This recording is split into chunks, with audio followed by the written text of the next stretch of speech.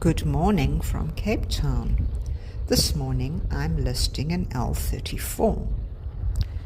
The L34s were designed by Angelo Lavranis and built by Robertson and Kane in the 80s.